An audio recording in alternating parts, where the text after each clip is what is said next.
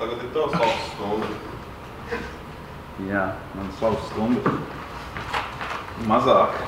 Mazākai auditorijai nekā es biju domājis.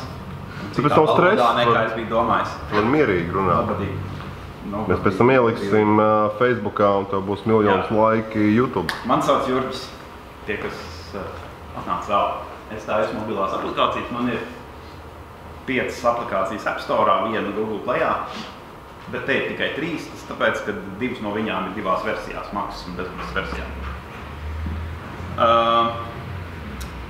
Un šis stāsts ir principā par to, ko es tā kā esmu sapratis, taisot šīs 5 aplikācijas. Papildus savām aplikācijām, tas ir manas aplikācijas App Store'ā, es arī strādāju uz klientu projektiem, konsultēju. Šis tam man ir uzņēmums, ja kādam interesē, ja?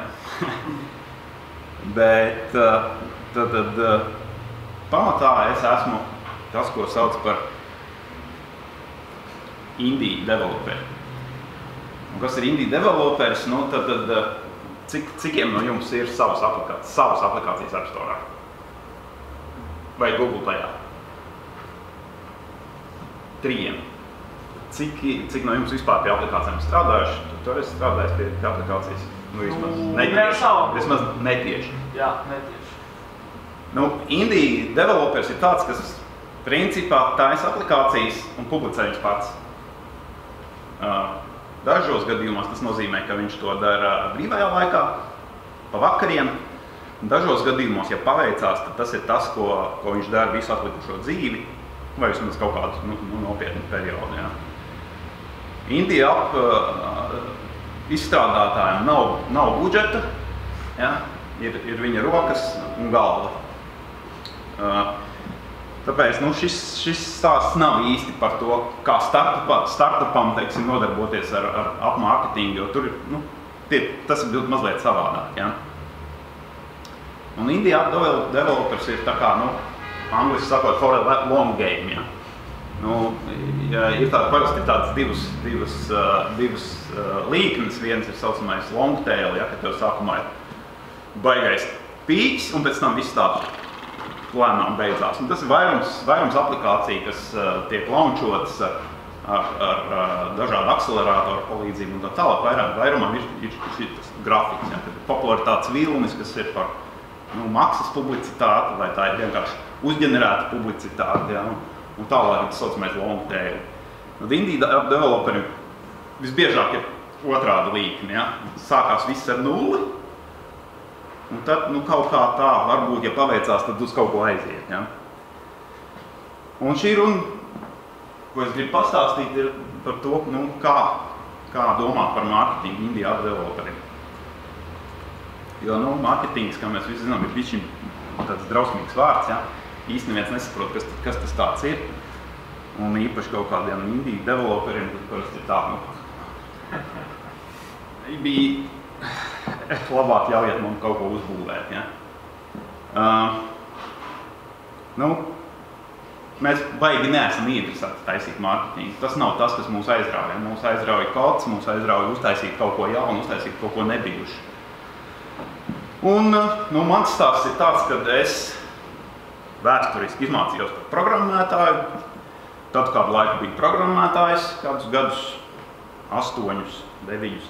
Tad es kļuvu par mārketingu un sales cilvēku un 10, pat mazliet vairāk gadus nostrādāju sales un mārketingu cilvēku kompānijā, kas tālāk pārdevās lielai korporācijai. Un tagad bija tie 10 gadi. Man bija šitā, jā. Man bija šitā mārketings, es par to negribēju neko nedzirdēt, un ar lielāko prieku, līdz ko bija iespējas, vienkārši iesniedz atlūgumu un aizgāju projām. Jo es gribēju nevis nodarboties ar mārketingu, bet būvēt lietas. Bet, šis ir tāds tipisks indie charts, jā. Pagāja apmēram 2,5 gadi, kad es sapratu, ka varbūt man tomēr vajag maķenīt to mārketingu tomēr likt lietā, ja. Un kad es viņu sāku likt lietā, tad kaut kas mainījās, it kā uz labo pusi, ja. Un kad es pieliku varbūt vēl bišķiņ vairāk tā mārketingu, tad tā kā viss mainījās vēl bišķiņ vairāk uz labo pusi. Tāpēc, iespējams, ka indie developeriem tomēr kaut kas par marketingu ir jāzina. Es to saucu par 101, ja? Amerikas universitāšu kursos ir tie saucami ievadu kursi, kas visiem kursiem ir numuri, bet 101 tas tā kā ievadu kursus kaut kādā tēmā. Ja? Pirmais kurs par tēmu. Kaut kas, kas tev pilnīgi noteikti ir jāzina, paši pamati. Ja? Un labā ziņa ir tāda, ka visi var pamats apgūt. Tas nav nekas tik sarežģīts. Ja? Pamati ir diezgan vienkārši. Un kas vēl būtiski, kad matemātika strādā tā, ja, kad bišķiņ ieguldīts eforts ir bezgalīgi reižu daudz vairāk nekā nekāds eforts. Tāpēc, ka, ja dalē ar 0, tu dabū bezgalīgi. Ja. Un tas pats ir attiecībā uz mārketingu. Ja. Ja tu dari maķenīt no mārketinga, tas ir bezgali reižu labāk nekā tu nedari neko. Un, kas ir mārketings, ko vispār saprot ar mārketingu? Viens no mārketinga pamata elementiem saucamais marketing mix, ja? Kā domāt par to, teiksim, kas man ir jādara ar manu produktu. Var domāt par to, pamata princips ir saucamie 4P vai 4C kategorija. Mēs to saucam marketing mix, un mēs skatāmies uz to mūsu risinājumu vismaz no 4 aspektiem. Mēs skatāmies, ko es varu darīt ar savu produktu un kādam klientam es viņu taisu. Kas pa lielam nozīmē atrast nišu, atrast to klientu, kam tas mans produkts ir vajadzīgs. Un uztaisīt viņu tādu, lai viņš tam klientam derētu. Tas nozīmē domāt par to, kādu aplikāciju es taisu, kam es viņu taisu, kādas features tajā aplikācijā būs iekšā, ja? Ar ko sākt, kas ir svarīgs, kas ir mazāk svarīgs. Otrs aspekts, par ko domāt, ir cena un izmaksas. Protams, kāds var pateikt, App Store vairāk nekā miljonus aplikācijas un noteikti var atrast bezmaksas alternatīvu. Un tā arī ir, ja? Bet no otras puses, ja mēs tur ieguldām kaut kādu darbu, mēs kaut ko tomēr gribam dabūt atpakaļ. Dažos gadījumos tas varbūt ir ieraksts CV. Tad var iet pie rekrūteriem un teikt, ka man ir aplikācija App Store, jūs ņemsiet mani darbā, kāds man ir baigās prasmes. Bet dažreiz mums ir kaut kādas trešo pušu izmaksas, ja? Tas ir varbūt kaut kāds servers vai domēna vārds vai trešo pušu servisi, kas tur kaut kāds cloud servisi, ja? Pa kuriem jāmaksā reāli nav. Līdz ar to tas izmaksu faktors agrāk vai vēlāk tomēr nonāk arī tajā mūsu galvā, ka mums mēs ilgi nevaram vienkārši finansēt to aplikāciju, ka neviens nemaksā naudu, bet man visu laiku ir izmaksas. Tad tas ir baigais vaļsprieki, bet cilvēkiem reizēm ir vienkārši tāda vaļsprieki. Ja. Bet tomēr par to ir vērts padomāt. Par cenu ir vērts domāt arī no tāda aspekta, nevis tikai, cik maksā mana aplikācija, vai cik maksā konkurenta aplikācijas, bet kas ir tā iedomātā vērtība.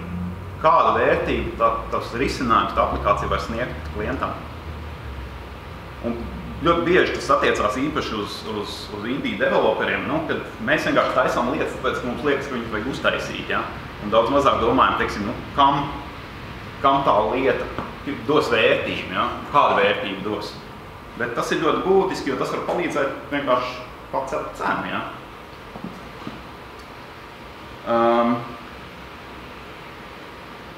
Promotion, virzīšana, produktu virzīšana, tirgu, jeb komunikācija, arī diezgan saprotams. Te zem šī iet viss, kas saistās ar presi, publicitātes iegūšanu, komunikācijas taiskaitā ar klientu, ja, klientu supports. Pa lielam promotion uzdevums ir kaut kā ļaut pasaulē uzzināt manu aplikāciju. Un ka viņi dara kaut ko, un ka viņi ir labi darīt kaut ko. Un ceturtais aspekts marketinga pamatmiksā ir saucamais place, kas vēsturiski tas ir no 50. 60. gadiem, kad place nozīmē, teiksim, plaukts veikalā, ja? Jo, kā tu varēji pārdot produktu, tev bija jādabūt plaukts veikalā, jo savādā klients to produktu nevarēja nopirkt. Internetu laikmetā tam ir daudz mazāk nozīme, ka var pasūtīt Amazonā. Bet interneta laikā, teiksim, tas place marketing tajā miksā tiek aizvietots ar convenience, respektīvi, cik ērti, cik vienkārši ir to lietu nopirkt. Un, protams, ja mēs runājam par īpaši par mobilajām aplikācijām, kur viņas var nopirkt? Viņas var nopirkt App Store, jau līdz ar to tā vieta, tas ir App Store vai, protams, arī webs, ja? Jo cilvēki atrod arī App Store aplikācijas, izmantojot webu bieži vien. Respektīvi, tas ir domāt par to, kādā mūsu aplikācija, kāds ir mūsu produkts, cik viegli tam potenciālam lietotājiem ir līdz tai aplikācijai, līdz tai pirkšanas brīdim nonākt, ja? Un ko mēs varam izdarīt, lai viņam būtu vienkāršāk to aplikāciju nopirkt.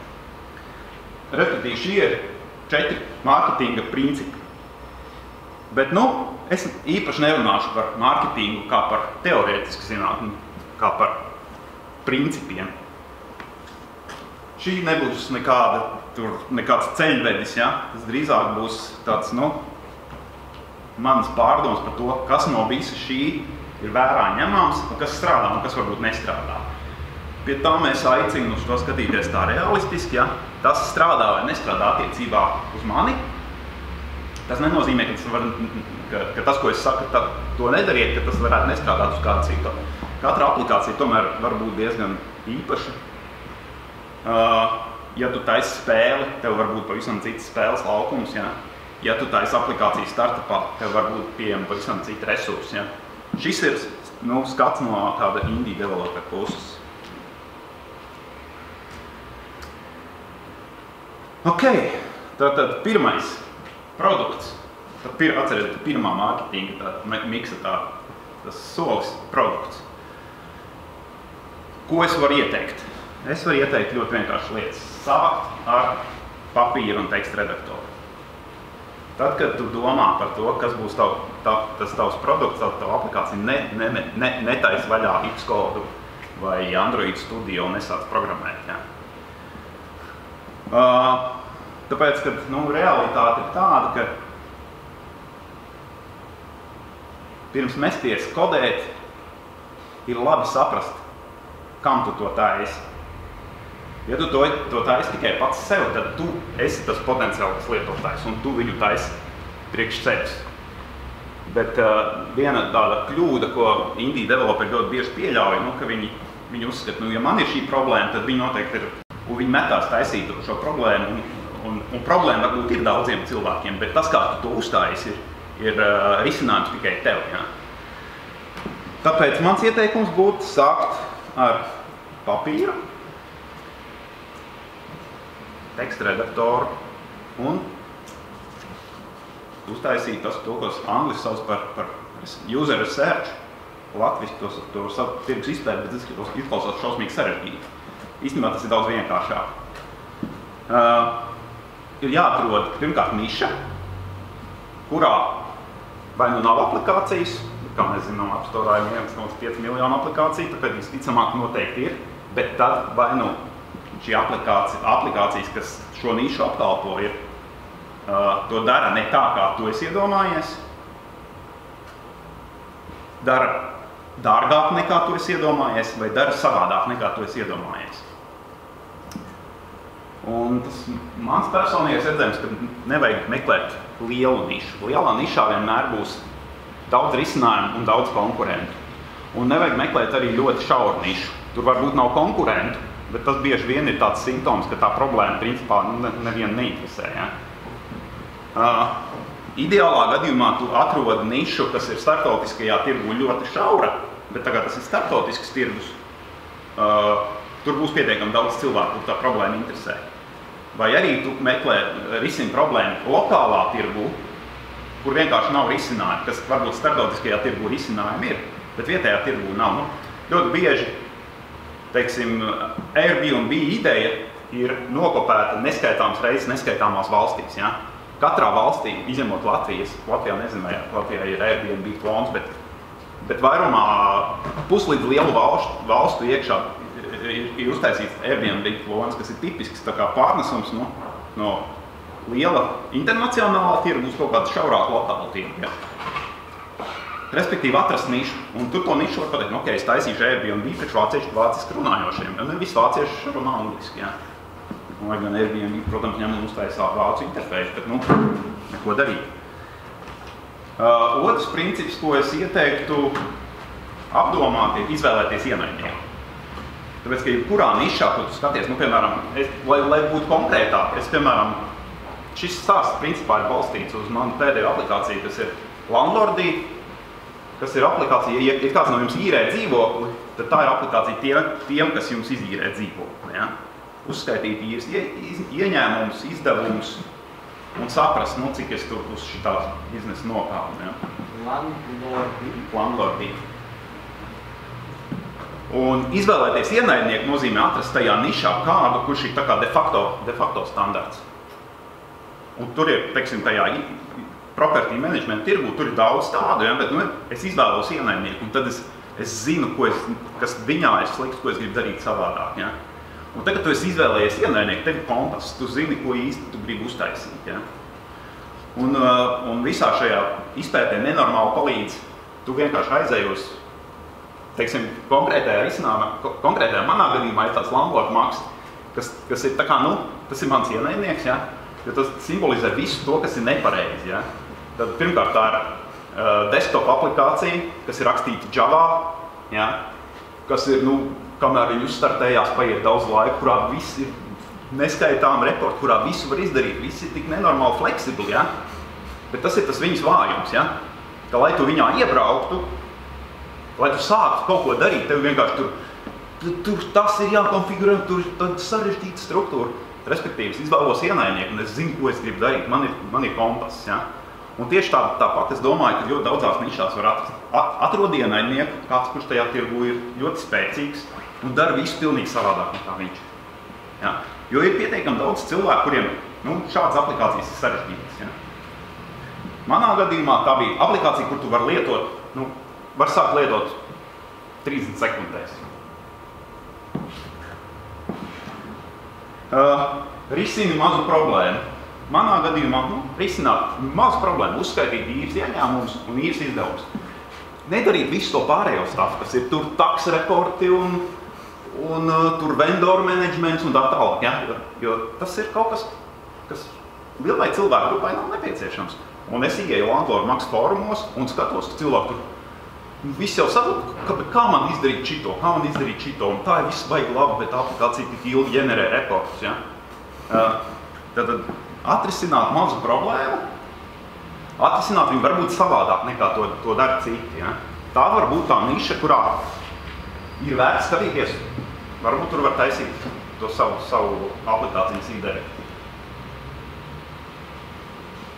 Viens princips, kas vienmēr tiek, ir ļoti labas prezentācijas par šo tēmu. Varat uzgooglēt. More awesome TED Talk, tur būs viens TED Talks tieši par šo tēmu, ka, ja tu taisi aplikāciju, tad nepriekš sevis, protams, arī iepriekš sevis, bet vai viņi ļauj kaut kā kļūt tam aplikācijas lietotājiem, krūtākam. Kaut kā iedot viņam kaut kādas superspējas, ja? Tā kā I'm rich, ja? Nē, tās ir tādas virtuālas superspējas, bet, piemēram, ja es savam īrniekam, jebkurā mirklī, teiksim, viņš man iedod naudu, un es tajā pašā sekundē to varu ierakstīt. Ja man nav jāver vaļā browsers vai vēl kaut kas, ja? Es jebkurā mirklī viņam var iedot tur norēķinu, kā viņš ir maksājis un kāds ir viņa parāds. Tā ir superspēja, ja? Viņš to var izdarīt, 13 sekundēs, viņš to agrāk nevarēja izdarīt, ja? Tā ir superspēja. Respektīvi, atrast nišu, atrisināt mazu problēmu, bet vienlaikus domāt visu laiku līdzi, vai ir pietiekami daudz cilvēku, kuriem ir tāda problēma. Un svarīgi saprast te ir to, ka konkurenti nevienmēr ir aplikācijas apstāvē. Kurš te teica par turismu? Tu teici par turismu, ja? Jā. Man ir kādreiz bija piedāvājums taisīt turismu aplikāciju. Es mazliet papētīju tirgu un sapratu, ka ne jau citas aplikācijas ir konkurenti turismu industrijā. Turismu industrijā tavs konkurents ir Booklets informācijas centrā. Ja? Un tu nekad nevarēsi pateikt turismam, kas ir apnācis informācijas centrā, viņi ielādēja šito aplikāciju, un te jūs redzēsiet, uz kuriem jums jābrauc. Turpat stāv Booklets. Ja? Respektīvi, ir vērts apdomāt, teiksim, ar ko tu konkurē. Vēl viena lieta, ko ir vērts apdomāt, visi zina Excel, ja? Excelī ir saprogrammēts nenormālās lietas, ja? Daudz no šīm lietām, kas ir saprogrammēts Excelī, viņam nevajadzētu būt Excelī. Tam vajadzētu būt pilnīgi atsevišķām aplikācijām. Īres ieņēmumu uzskaita ir viens no tāds keisiem, ja paskatīsies Google, tur būs simtiem templēti, ja? Kā darīt šito te, kā tur uzskaitīt īres ieņēmumus. Un ja tas ir tik izplatīti, ka cilvēki to dara Excelī un pat ir gatavi pirkt templējus par $30, ja? Tad iespējams, ka te ir tirgus aplikācija, kas to darīs tieši šo lietu, nevis tas būs kaut kāds vispārējais Excels. Ja? Un tas nozīmē, ka tu plāno tās aplikācijas iespējas, tu vienlaikus ir izvēlējies kaut kāds kompromisus. Ja? Kā jau es teicu, manā aplikācijā nevar uztaisīt visus neskaitāmos reportus. Manā aplikācijā ir viena veida reporti. Es izvēlos kompromisu un apzināti izvēlos to kompromisu. Manā aplikācijā nenodarbojas šobrīd ar sinhronizēšanu starp iekārtām. Tāpēc, ka tavs telefons tev vienmēr līdz, kāpēc tev kaut ko vajadzētu sinhronizēt. Ja? Es izvēlos to kompromisu un tas man ļauj to aplikāciju uztaisīt ļoti vienkārši. Mazāk iespēju, bet viņi ir vienkāršāk lietojami. Un tad, kad plāno feature, principā tie kompromisi nāk līdzi, ja? Viņi velkās līdzi. Tas vienkārši ir ļoti labi to saprast pašā sākumā. Un nākamais solis, pirms mēs pārējām pie kodēšanas, pēdējais solis, kam vajag papīru, ir prototipēšana papīra. Tagad tev ir skaidrs, kas būs tava aplikācija, tev vīzija, kā viņi tās lietas darīs. Tu vienkārši to uzzīmē, tad izmanto kaut kādu ļoti vienkāršu prototipēšanas tūli. Pop, vienkārši PowerPointu vai vēl kaut ko. Un paņem trīs reālus lietotājus, kas nav tavi draugi, bet trīs reālus lietotājus, kuriem ir šī problēma, ja, kur tu gribi atrisināt. Un ļauj viņiem ar to tavu iedomāto risinājumu nopratotipēt uz papīra, bet spaidām telefonā vai tabletē ļauj viņiem paspēlēties. Un tev vienkārši pēkšņi nonesīs jumtu, ja, cik viss ir savādāk nekā tu iedomājies. Un tas ir tas, nevajag daudz, mana prakse liecina, ka ar 3 cilvēkiem tu iegūsi maksimāli insight. Ar 5 tu iegūsi vairāk, bet tu iztērē vairāk laika. Neko tādu principiāli jaunu tu neuzzini. Bet ar 3 tu principā uzzini, kas tavā idejā ir nesaprotams. Ja? Un šito visu var izdarīt uz papīra. Šitas neprasa X-kodu. Notestēt to ideju, vai cilvēkiem to vajag, tu vari izdarīt, principā, bez nekādām izmaksām. Tas ir viena nedēļas nogala, ko tu esi veltījis savai idejai. Ja?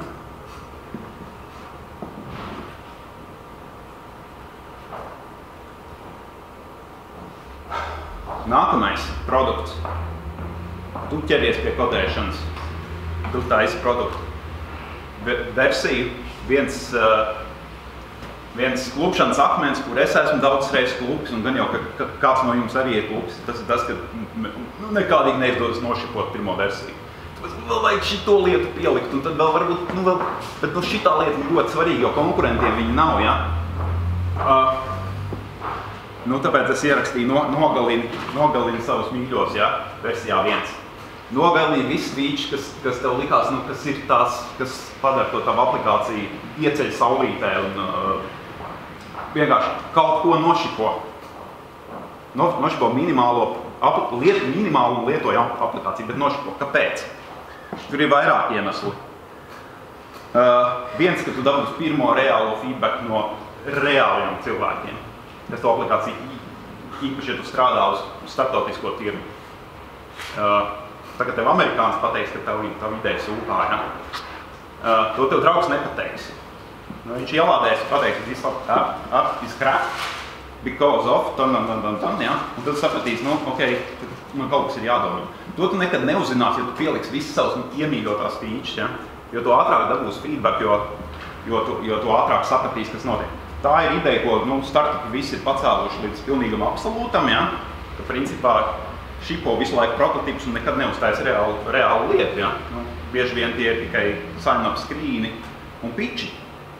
Ne? Bet indie app developeri, mēs pārāk mīlam to savu radījumu, ja? Mēs viņu vienmēr gribam nopublicēt. Ja? Un tad, ja tu neesi startup cilvēks, tad tu viņu nopublicē, bet nogriez visu, ko var nogriezt. Ja? Tas izklausās sāpīgi, bet tas atmaksājās.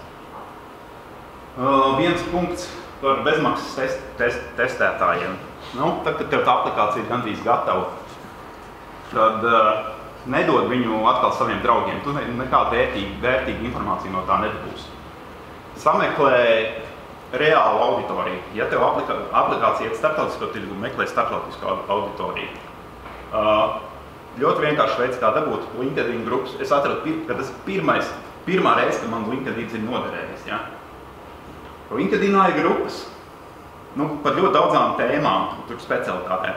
Un viņās var diezgan labi nohairot cilvēkus saviem beta testiem. Kas ir svarīgi, nohairot ir viena lieta, ja, teiksim, pēc manas pieredzes, ja pieteiksies 50, tad aplikācija ielādēs 15.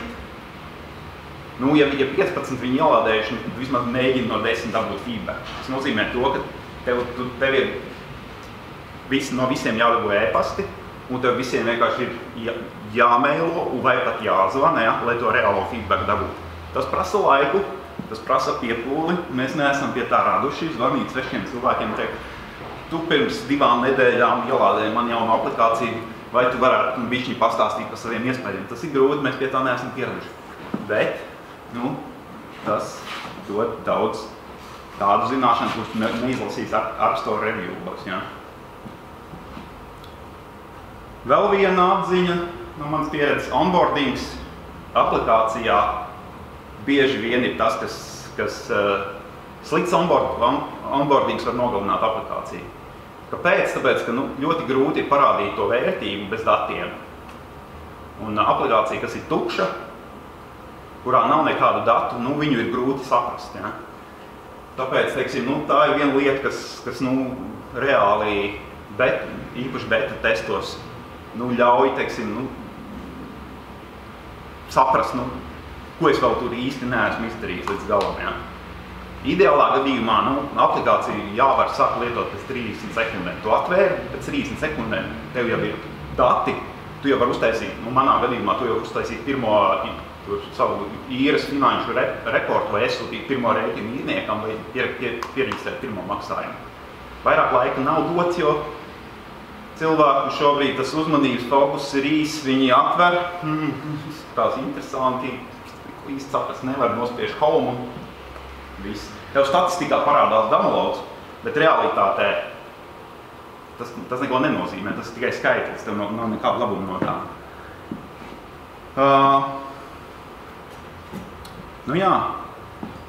Šipo ātri un tālāk taisa inkrementālus updates. Reizi mēnesī, reizi 2 mēnešos viens updates. Ja tu to ierakstīsi savā plānā, tu varēsi pie tā turēties.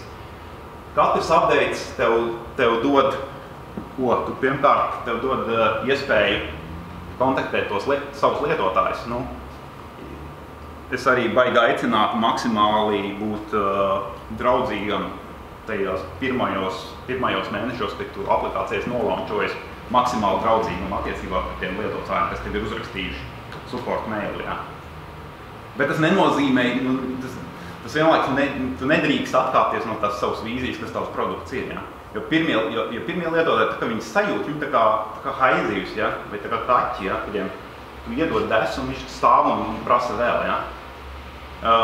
Tev ir jābūt laipnam, tev jābūt izpalīdzam, tev jāmēģina dabūt maksimālu feedback no tā agrīnā lietotāja, bet tu nedrīkst aiziet par viņu piedāvāto takciju. Viņš saka, ja vēl tik tava aplikācijā būtu šitā te feature, tad vispār būtu tās, un tev visu laiku jāpakāpjas un jāpadomā,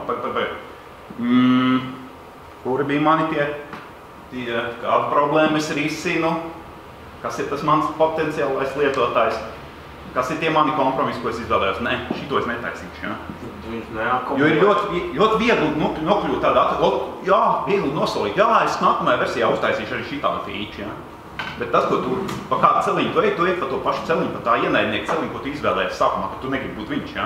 Kuram tur ir šitā feature, un produkts ir tāds, ka tu nesaproti, kā tu vispār viņā kaut ko noreģistrēt.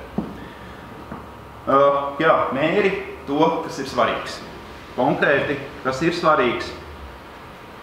Onboardings ir svarīgs, respektīvi, vai tie lietotāji tik līdz tai vietai, ka viņiem ir dati un viņi kaut ko var aplikācijā darīt. Vai viņi tur, ja tur ir autorizēšanās ar Twitter, Facebook un e-pastu, ja? Vai viņi tik līdz tai vietai, ka viņi noautorizējušies. Ja? Mēri to, mēri crashus, mēri kļūdas, respektīvi, mēs rakstam kodā, šitas ir tas gadījums, kuram nevajadzētu iestāties. Ja? Labāk viņu nologo, jo tad tu redzēsi, ka viņš iestājas, un tad tu viņu varēs izlobot.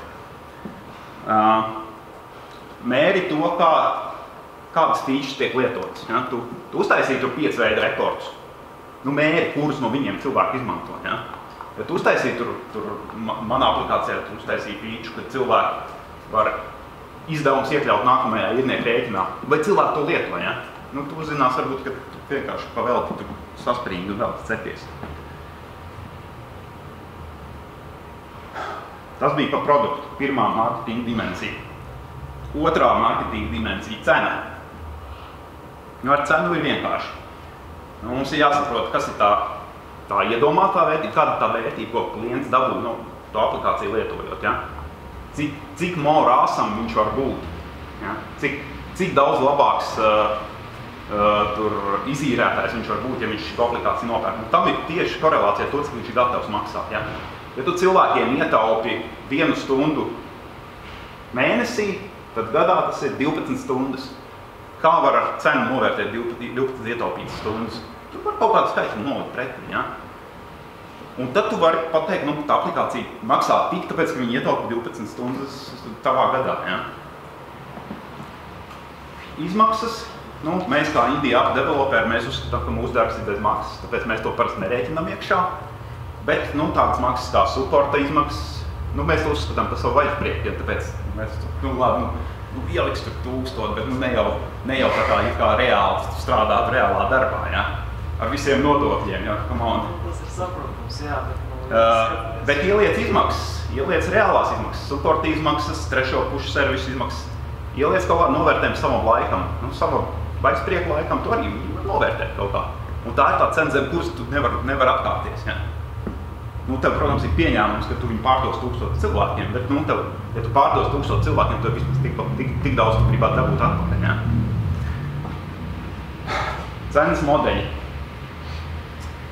Cenas modeļi šobrīd ir kādi. Dominējošais bezmaksas. Nākamais dominējošais bezmaksas ar iespēju nopirkt 100 monētiņas, ja? Adiktīvais saucamais. Clash of Clans un tam līdzīgi ir draugi.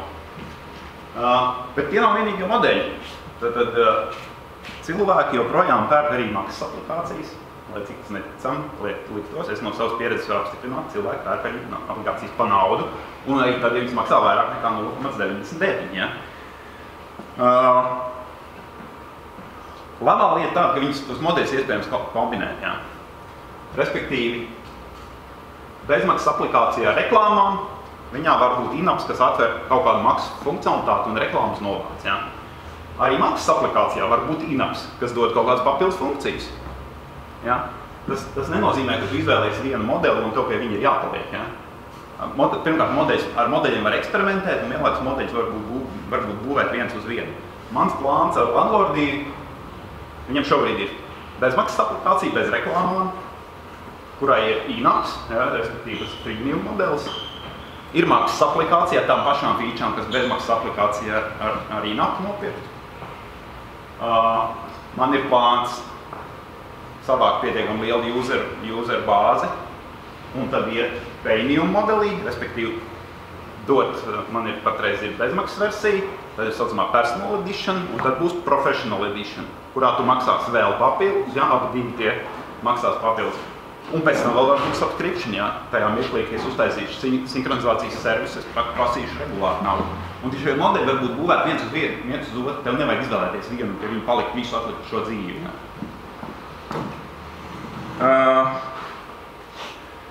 Cenas elastība, nezinu, vai jūs zināt, bet ir tāds princips. Jo vairāk kaut kas maksā, jo mazāk cilvēki viņu pērk. Un tas pats strādā arī attiecībā uz aplikācijām. Un to attiecību tu vari mērīt. Ja? Tu vari redzēt, cik tev downloadu un cik nopērk aplikāciju par naudu. Un tas, ko nevajag darīt, nevajag izvēlēties, ka man tā aplikācija maksā 2,99, pie tā palika visu atlikušo dzīvi. Nevajag tā darīt. Vajag eksperimentēt. Un šī ir reāli konversācijas dati ar Landlordiju. Respektīvi, tā kā Landlordija maksāja 4,99, tad no 8 bezmaksas lietotājiem viens viņu nopirka maksas fīčus. Ja? Tā kā es pacēlu cenu uz 8,99, tad konvertējās tikai 9/1. Tā kā es pacēlu cenu uz 11,99, konvertējās 14/1. Ja? Šis ir tas grafiks, kad tu vienkārši sareikni, cik daudz naudas tu varētu dabūt. Ja? Pie šitāda cenas elastības, man visizdevīgāk būtu palikt pie 8,99 cenas. Jo te es varu dabūt visvairāk naudas. Ja? Šīs asas principā ir 1000. Ja? Un šīs asas ir mēneši, lai vieglāk saprast. Es vienkārši Latvijā nav pieņemts teikt, cik tu nopelni naudu. Ja? Tāpēc es vienkārši izvācu tās. Tās asas izvāc laukā. Respektīvi, kad tu maini cenu, tu vari redzēt, kā mainās tā elastība, ja? Un atrast to optimālo cenu, kā tu vari dabūt visvairāk naudas. Bet dažreiz, it kā tu varētu, es konkrēti varētu vairāk naudas dabūt ar $9 aplikāciju, bet es izvēlos tomēr to nedarīt. Un tam ir arī kaut kādi iemesli. Viens no iemesliem, piemēram, ja tev ir vairāk maksas useri, tas nozīmē arī lielāks sloks uz supportu. Ja? Tāpēc, ka maksas useri lieto aplikāciju vairāk, viņi daudz biežāk sagaida, teiksim, palīdzību. Bezmaksas lietotājs, tu viņam neatbildi, kas ir, viņš tāpatām neko nemaksā. Tavā prioritāšu sarakstā bezmaksas lietotājs. Jo viņš dārgāk maksā, jo lielāk iespējamība, ka viņš to bagos. Vairāk maksā, jo vairāk gribas. Jo vairāk maksā bagi ir tieši tikpat. Nē, es domāju, vai viņš daudz vairāk tev supportu. Jā, parasti tas to nozīmē. Viņš sagaida vairāk. Ja viņš maksājas vairāk, viņš sagaida vairāk. Bet dažreiz tu ar cenu gribi būt luksus produkts. Ja? iPhone jau nepērk, tāpēc, ka viņš ir lētāks. iPhone pērk, tāpēc, ka viņš ir dārgāks. Ja? Ķīnā vienkārši cilvēki pērk dārgas lietas. Ja? Vislabāk ir šito te Golden Edition Apple Watch, ja? Tāpēc, ka viņš ir visdārgākais, ko vispār nopirkt no Apple, kurš ir luksus brands. Ja? Dažreiz tu gribi, lai tava aplikācija vienkārši ir luksus aplikācija tajā kategorijā. Un kas, ka tu nedabūsi maksimumu no tirgus šodien vai šomēnes, ja? Tev ir varbūt šī tālāks plāns. Man ir tālāks plāns. Vēl viena lieta, ko ir vērts padomāt, kad tu skaties uz šitādu grafiku, tā ir iespēja. Ja? Ideālā cenas elastība ir tad, kad tu pārdod tiem cilvēkiem, kas bija gatavi maksāt $12, pārdod par $12, bet tiem, kas nebija gatavi maksāt 12, tiem pārdod lētāk. Un tu to var izdarīt, kā Indijā developers, to mierīgi var izdarīt. Ja? Es Drink Controlā, kas ir otra mana aplikācija, es pēc statistikas redzu, ka tie cilvēki, kas viņu nopērk, parasti viņi nopērk pirmajās 20 dienās. Tāpēc, ka viņi tur uzkrājuši pietiekami daudz statistikas, jo bezmaksas versijā tikai 7 dienu statistika. Un tad viņi līdz 20 dienām nopērk vairums, pēc tam, ir kaut kāda bišķiņa pirkuma, bet tas skaits ir, ļoti mazs. Tas, ko es daru, es kaut kādas, nenoteiktu dienu skaitu pēc tās 20. dienas, viņam piedāvāšu vienreizēju iespēju nopirkt aplikāciju $5 vietā, ka viņš samaksās $2,99. Ja? Un pērk, teiksim, ja Drink Controlam $5 konversija ir apmēram 20/1, respektīvi no 20 lietotājiem viens nopērk maksas fīčus. Tad tajā mirklī, ka es tiem, kas nav nopirkuši par dārgo cenu, piedāvāju šito special deal, tur konvertācija 14/1, respektīvi no 14 useriem, kuriem es pateicu, reku tavs speciālais deals, tu nenopirki pirmajās 20 dienās, bet tagad es tev dodu speciālo deal, tu vari nopirkt tagad lētāk. Viņi konvertējās, viņi pērk to pilno versiju par lētāku cenu. Respektīvi, ideālā cenas elastība tāda, ka tu vienkārši nevis visiem dod par vienu cenu, bet vienkārši dod dažādiem lietotājiem par to cenu, par ko viņš gatavs maksā. Ja? To var ņemt vērā, īpaši, ja tev ir tāds diezgan liels tā lietotāja bāze, tas reāli atmaksā. Tas neprasa tik daudz darba. Ja? Tas bija par cenu. Trešais mārketinga balsts – promotion. Promotion jeb komunikācija. Nu, ko te es varu teikt? Nu, tavs aplikācijas vārds ir brands. Jā. Zināmā mērā tas ir tas, kas padara to tavu vispār komunikāciju iespējam. Un brandam vajadzētu būt unikālam, jo savādāk kā tu viņu varēsi sagūglēt, ja? Un es viņu saucu par Googleable, tas nozīmē to, ka tu vari pateikt produktu vārdu pa telefonu cilvēkam, un telefons otrā galā varēs ierakstīt to Googlē, ja? Jo, piemēram, visādi šitie te, autoģenerētie vārdi, kuriem tur ir XC un kaut kāds bezlīdz. Piemēram, Engine X, ja tu pateiksi kādam pa telefonu, ja, tad ko ierakstīs otrā galā? Nu, nezinu, tikai programmētāji ierakstīs Engine X, ja, tā kā viņu vajadzētu, ja. Respektīvi, būtu labi, ka tavs vārds būtu ne tikai unikāls, bet arī Google's, ja. Un neuztraucies par to, ka nevar dabūt .com domēnu. Tāpēc, ka tam patiešām, ir vismazākā nozīme, ja. Ja tavs vārds būs unikāls, tad tev varēs sagūglēt arī bez .com domēnu. Ir vesels lērums dažādu, jā. Viņai būt semantiskam un nemoniskam. Lai tā būtu. Tādā ziņā, lai atcerēties un ir... Jā. Respektīvi, cilvēki bieži vien šito vārdu nevar ņemt, viņam nevar dabūt .com domēnu, bet, neuztraucies par domēnu. Ja viņi varēs sagūglēt, tad cilvēkam ir vienalga, kas tur beigās ir .com vai .co vai .info vai .whatever, .net, ja? .io. Jaunie domēni vēl par tiem mistiskiem slagiem. Jā, diemžēl Google's .app domēni pievāc sev un... Es varētu oponēt mazliet par to .com domēni, ja drīkst, tikko 5 gadus vadīja kompāniju, tad arī .am. Jā. Un tagad es uztaisīju jaunas tādas, kas ir .com. Ir tāds Charles Pauls Grējams, skatoties uz visām lietām, ko viņš saka, kas ir tā vai savādāk, viņš saka, ka to .com domēnu gan dabūt. Jā, bet... Vai kandidēt graduate kompānijām, un klēt uz .com domēnu, es zinu, ka tas ir drausmīgi grūti viņu dabūt. Jā, bet dažreiz tas ir vienkārši tā vēl dabūt .com domēnu, tad nostājas ceļā. Es zinu. Bet, tikko izgāja cauri šim procesam, kurā mēs apmēram 4 mēnešus domājam nosaukumu, lai tiešām dabūtu .com.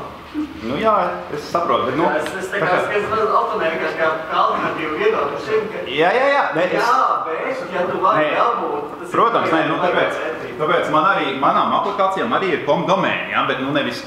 Man nav landlordī.com, bet man ir landlordī.app.com, jā, vai dreamcontrolapp.com. Respektīvi, tas, ka viņš nav mans ideālais domēns, tas nav tik svarīgi, ja? Principā, daudz svarīgāk, ka tu ieraksti to vārdu, un tur nebūs nevis 20 lapus ar generiku termiem, ja? Bet konkrēti tavs vārds. Tā, kad es sāku strādāt pie Landlordī, man nebija vārda aplikācijai. Es sāku strādāt pie viņas 15. gadā augustā, un vārdu es izdomāju, es tiku pie vārdu 16. gadā rudenī. Bet es vienalga launčoju aplikāciju, man viņa saucās ļoti generic, Web Property App. Ja? Labā ziņa tā, ka... Ko? Pēc tam pārsauc? Protams, es viņu pārsaucu. Tāpēc, ka, tu nedrīkst. Tu nevar nostāties, es nevaru dabūt perfekto vārdu, tāpēc es tālāk neko nevaru darīt. Sorry, tagad mēs domāsim vārdu, ja? Es tāpatām launčoju aplikāciju ar citu domēnu, ja? Ar citu vārdu. Jo labā ziņa ir tāda, ka neviens jau nav teicis, ka tu vari launčot aplikāciju vienreiz. Tu vari launčot daudzas reizes, ja? Un katru reizi tu vari rakstīt press release, un katru reizi var rakstīt, ka šis ir unikāls produkts, kas tikko pat ir pieejams. Tāpēc, ka taisnība sakot, nobody cares, ja? Tāpēc, ka ir tik daudz press release pasaulē, kā tu vari uzzināt, ka tā aplikācija tiek launčot un šoreiz ar citu vārdu? Neviens tas nerūp.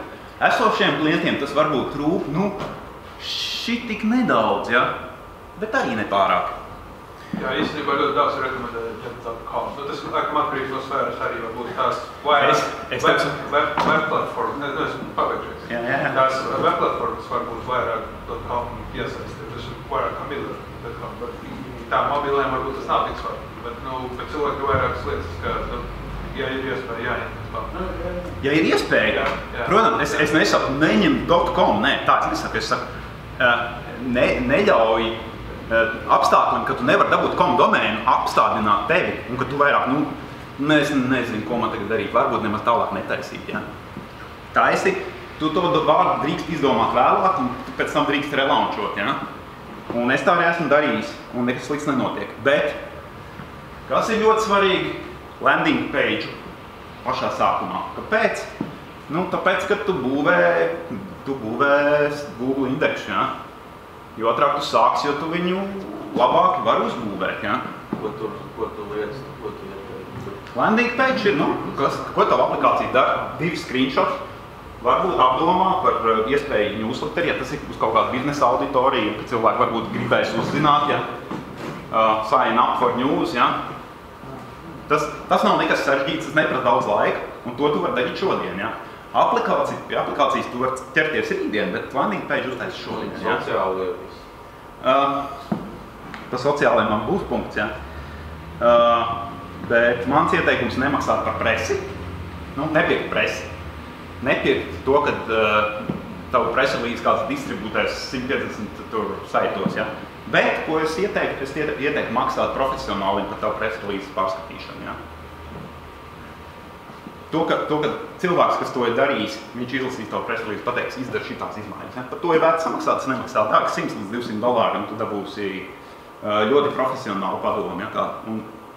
Un tu pēc tam varēsi izmantot daudzas reizes, jo, kā mēs teicām, neviens nav teicis, ka tev aplikācija jālaunčo tikai vienreiz, ja? Preskits, jā. Jā, par to būs, bet tas ir mazāk, ir par tas arī ir par promotion, ja? Ir atsevišķs punkts par to. Bet vēl viena lieta, ko es gribēju pateikt par vārdu, ja? Iegūglējiet trademarkus, ja? Ļoti bieži tie vārdi, kas tev liekas baigi labi, ja?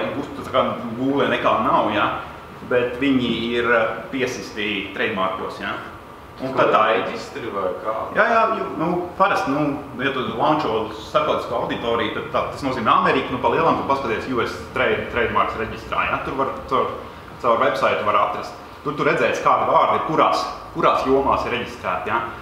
Bet pašam es neieteiktu reģistrēt, kamēr neredz, ka tas tev ir reāls kaut kāds bizness, tāpēc, ka tas ir dārgi, ja?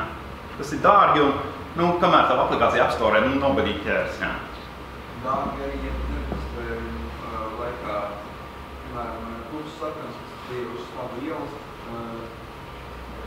bija tiesa no kompānijas, kas saucās Red, populārākas saknes. Jā, bet es saku tevi, tas, ko es stāstu, tam viss, uztveriet to kā nevis kā autoritatīvu viedokli, bet tas skats no manas personiskās prizmas, kā indie developeri. Startupiem ir citi noteikumi. Viņiem ir citas iespējas, teiksim, to vārdu aizsist arī trademark reģistrā un arī varbūt nopirkt to domēnu pa tiem 1500, ja, vai 5000. Tie ir citi likumi. Es runāju, ko darīt, indie developerim, ja? Kā viņam neiestrēgt tajā visā šajā marketinga, teiksim, putrā.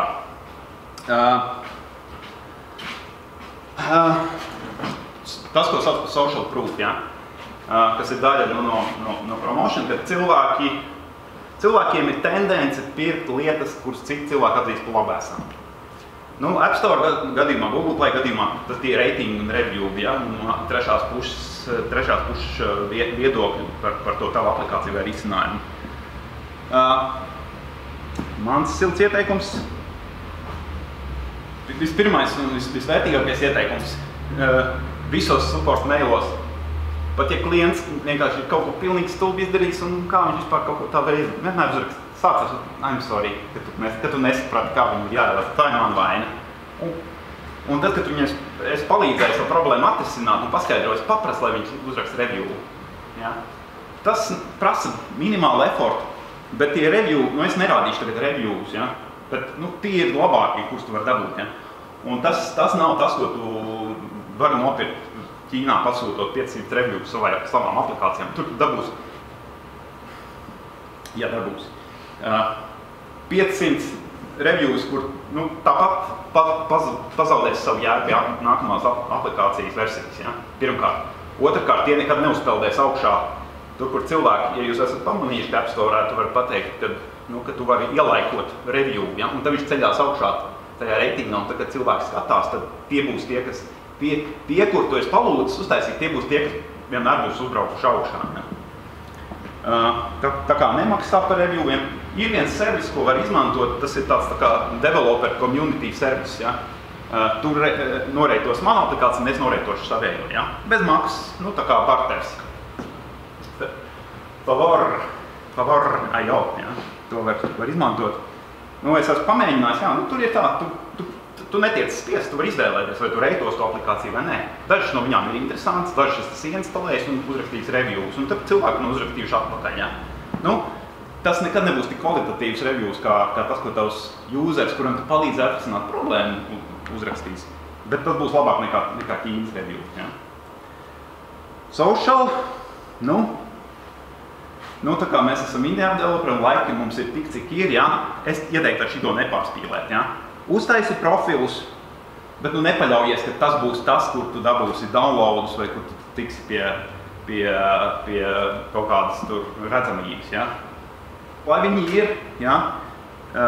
Izdari maksimāli vienkārši priekš esošiem lietotājiem, tā kā, piekļūt pie taviem sociālajiem profiliem. Šitie ir screenshot no landlordi aplikācijas, ja, ka viņš var gan Twitterī ieskatīties, gan aiziet uz Facebook lapu, gan parakstīties uz newsletter no pašas aplikācijas. Ja padara to viegli, lojāli lietotāji to izdarīs. Ja.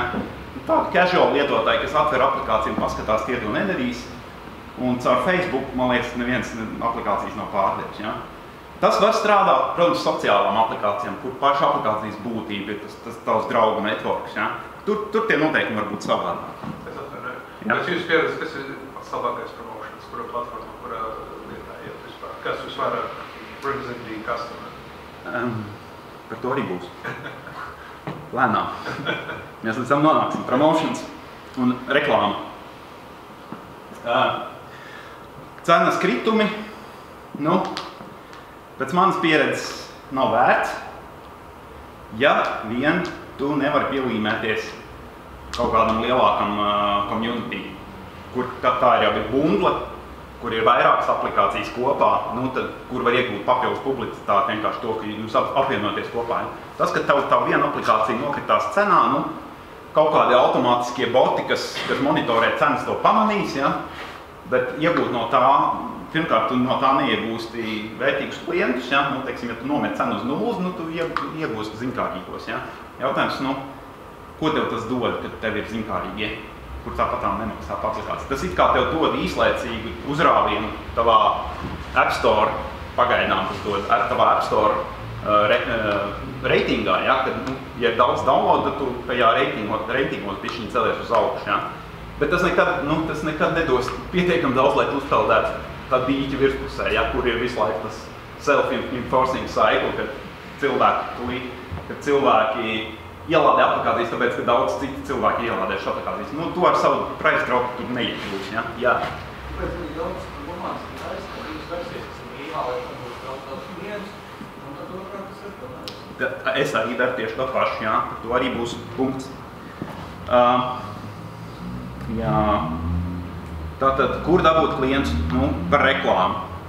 Es teiktu, nē. Tu ar savu indie aplikāciju nemaksā par reklāmu. Un neizmanto ne Twitter adus, ne Facebook adus, ne Google app install adus. Ja vien tu nepiesakies fbstart.com, tad tu var dabūt $2500. Es vienreiz esmu dabūjis. Ja? Tas ir ļoti vienkārši aizpildu formu ar savu aplikāciju, links uz aplikāciju. Tur ir 3 programmas. Ir agrīnā programma, es viņus nezinu, tos angliskos nosaukums neatceros tagad. Ir agrīnā programma, ka tev ir tikai ideja. Tad ir vidējā programma, bootstrap programma, ka tev ir jau aplikācija publicēta, un tur vēl kaut kādi, ja? Bet ja tad tajā vidējā piesakies ar esošu aplikāciju, tu var tikt pie visādiem, tipa bartera labumiem, bet tā skaitā 2500 Facebook naudīs. Tad tu viņus kaut kā var izmantot, ja? Jautājums, kā tu izmantot, vai tu var izmantot viņu maksājot par aplikācijas installiem? Es esmu darījis, es uzskatu, ka tas nav tā vērts, vienkārši tur konkurence ir pārāk liela, gan Google, gan Facebook. API install ir pārāk dārgi. Tas, ko var darīt, var tā teikt nopirkt social proof, ja, ka tu vienkārši vari savu aplikācijas Facebook lapu, dabūt viņai tur, 500 laikus, ja, ar reklāmu palīdzību. tas strādā un tas tā kā parāda, ka tev nopietna aplikācija 500 cilvēki, viņi ir laikojuši. Un tad tas tev arī vienlaiks kanāls, ka tu pēc tam tiem 500 cilvēkiem vari pastāstīt kaut ko jaunu. Ja? Bet, indie developeri, ja tu esi citā spēlē, ja tu esi startups, tad tu, protams, ir citi noteikumi, tad tu bieži vien var atļauties, teiksim, nopirkt publicitāti. Ja? Ir viens izņēmums. Facebook reklāma ir nenormāli krūti targetējama. Un ja tev ir iespēja tikt pie potenciālo klientu e-pasta adresēm, tad tu vari, reizēm ir publiskie reģistri, kur e-pasta adresēm jābūt publiskām. Ja, piemēram, Amerikā grāmatvežiem, visiem grāmatvežiem, kas ir certificēti grāmatveži, viņu e-pasta adreses ir publicētas, ja, certificēto grāmatvežu reģistrā. Un tad tu vari notargetēt, tu uploado Facebookā šo te e-pasta kopu, un tu vari pateikt, es gribu, lai manas aplikācijas reklāma rādās šiem cilvēkiem šajā reģionā, tajā un tajā laikā no tikiem līdz tikiem. Respektīvi, neviens cits tik krūtu targetingu neizmanto. Ja tev ir specifisks produkts specifiskai klientam, specifiskai auditorijai, kuriem tu vari dabūt šos datus, lai ļautu samakot, tas, protams, būs anonīmi, ja tev Facebooks nepateiks, ka tas ir Pēters, ja? Bet tu uploado tos datus un Facebooks vienkārši rādīs reklāmu tiem, kas ir tavā datu kopā. Tu pat neuzzināsi, kam tu tieši viņu rādi. Ja? Ja tev ir šāda specifiska auditorija, tad es domāju, ka to var darīt. Ja? Tur tā cena, protams, arī būs tie paši 3, 4, 5 dolāri par instalu. Ja? Bet varbūt tik specifiskai auditorijai varbūt tas ir tā vērts. Ja? Ok, tas es atbildēju par promotion jautājumu. Ja? Super. Promotion ir, teiksim, ja parastajā marketinga miksā, tad zem promotion iet arī tas, ko sauc par direct sales, tad ar aplikācijām kāds direct sales, ja? Bet, tuvākā direct sales analoģija ir tas, ka tu katru nedēļu iegūglē, kur par manu aplikāciju varētu uzrakstīt, bet nav uzrakstījuši, ja? Un tad tu ej un atstāji komentu. Tas ir tā kā, tu koldzināt pie durvīm un tev atver un tu saki, bet vai tu negribi manu šito šķīvi, ja? Vai tu negribi manu ūdens filtru? Pa lielam tas ir tas pats, ja? Varbūt mazāk uzbāzīt, tāpēc, ka tu tiešām nelien cilvēku mājās. Bet tas ir baigi labs veids, ka tu vari laicīgi pamanīt, kad tur ir labākās food tracking lapas, bet tur nav tavēja aplikācija pierakstīta, ja? Un kamēr tas ir svarīgs, tikmēr ir jēga pierakstīt to komentu. Ja tajā mirklī, kad tas raksts ir 3 gadus vecs, tad pa lielam to neviens viņu nelasīs. Ja? Un tas ir, teiksim, tuvākā analoģija direct sales. Tas, ko tu vari izdarīt, tu vari ielikt savā kalendārā. Ka es katru pirmdienu sāku nevis ar Facebook apskatīšanu, ja? Bet katru pirmdienu sāku ar saviem top Google searchiem, kas pa pagājušo nedēļu ir sarakstīts manā jomā, kur es varētu iepildināt savu komentāru. Ja? Un kamēr tas ir svaigs, tikmēr arī tas potenciālais raksta autors tev var pamanīt. Ja? Jo, realitāte tāda, kad autori reizēm lasa komentārus ar saviem rakstiem. Ja? Un tas varbūt tev dod iespēju kaut kad pa tev arī uzrakstīs. Un 4. marketinga tas balsts, ja? Ir tas, ko sauc par place, kas bija veikala plaukts, bet tagad mūsdienās viss ir vai internetā vai App Storā. Bet tas, ko var saukt par miniens, ja? Respektīvi, cik maz pūļu cilvēkam ir jāpieliek, lai viņš sāktu tavu aplikāciju lietot. Ja? Cik maz soļu viņam ir jāspēr, ka viņš to aplikāciju var sākt lietot. Protams, pirmkārt tas ir App Store search, jeb Google Play search, ja? Kur tev jāizdara viss, lai tā aplikācija būtu augšpusē, ja? Tad, kad cilvēki meklē risinājumu tur izīrētājiem vai mērāniem iedzērājiem vai kam tu tur esi savu aplikāciju uztaisījis. Tas ir iemesls, kāpēc, kā jau te kolēģis teica, daudz taisa bezmaksas aplikāciju, maksas aplikāciju. Jo labā lieta bezmaksas aplikācijām tāda, ka viņiem būs daudz vairāk download. Ja? Un tas nozīmē, kad viņi tajā reitingā var pakāpties uz augstāk nekā maksas aplikācija. Tas, ko tas arī dod, ka tev ir maksas un bezmaksas aplikācija, tas dod arī to, ka tu vari piemēram, divās dažādas App Store kategorijās ielikt vienu to pašu aplikāciju. Viena viņa tev ir lifestyle kategorijā, un otra tev ir health kategorijā. Ja? Teiksim, pēc manas pieredzes, tas, ka tu mēģini uzhakot to Google Play vai App Store search, tas efekts ir šausmīgi īslaicīgs. Ja? Un, manuprāt, tas nav tās naudas vērts. Tu vari nopirkt tos 1000 vai 5000 downloads no Ķīnas, ja? Vai arī nomest savu aplikācijas cenu uz 0, un tad 3 dienas turēt, un tad tie 1000 salādēs, un tu PageRankā pacelsies, un tad uzreiz ierūgīs cenu. Ja? Tas efekts nav tāds. Tu pacels cenu, un download ir atkal 0, tev ir vienkārši papildus 5000 cilvēki, kas tev raksta e-pastu.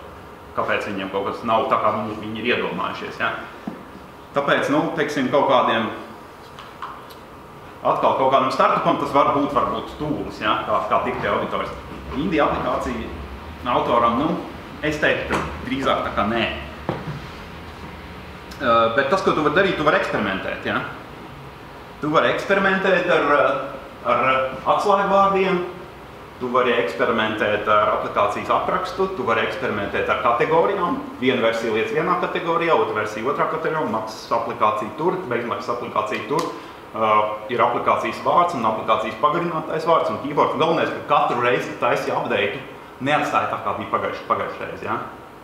Paskaties, teiksim, kas ceļās uz augšu, kas iet uz leju, saprot, ko cilvēki meklē. Ir Google Webmaster Tools, kas ir lielisks tools, kas parāda, ko cilvēki meklē. Ja? Ir AdWords Planning Tools, kur tu redzi, kādas frāzes cilvēki meklē. Ja? Un tas, ko tu dari, vienkārši eksperimentē un meklē. Tas, ko es varu pateikt, var tikt iekšā. Var tikt iekšā uz konkrētiem searchiem, var tikt iekšā top 3. Tas nav neiespējami. Man abas aplikācijas uz top searchiem ir top 3 šobrīd. Tas, protams, rītdien App Store, Apple nomaina algoritmu un atkal nokrītās uz 200 vietu. Ja? Bet, tas ir izdarāms. Web search, es jau teicu, ja, landing page taisa ātri, lai viņš gauzē to Google PageRanku. Ja. Google'am ir svarīgi to, ka tavu lapi visu laiku tiek updateotas, tāpēc tas, ko es vienkārši varu ieteikt, taisīt support page un laiku pa laikam biežāk uzdotiem jautājumiem vienkārši likt tur. Tas būs jauns saturs, Google indeks. Google bots noindeksēs, paskatīsies, kaut kas notiek, kaut kas jauns, un kaut kāda pozīcija tev uzbīdīs augstāk. Ja? Tu vari likt savus release notes pie kādas aplikācijas versijas, tu tāpat viņas esi uzrakstījis, ja? Tikai tajā App Store upload ekrānā, tikpat labi tu vari pielikt viņas klāt arī savā webā. Pielikt pāris top user reviews laiku pa laiku, vienreiz 4-5 mēnešos, taču to var, vai ne? Vismaz viens reviews jau labs būs. Ja? Un galvenais princips link.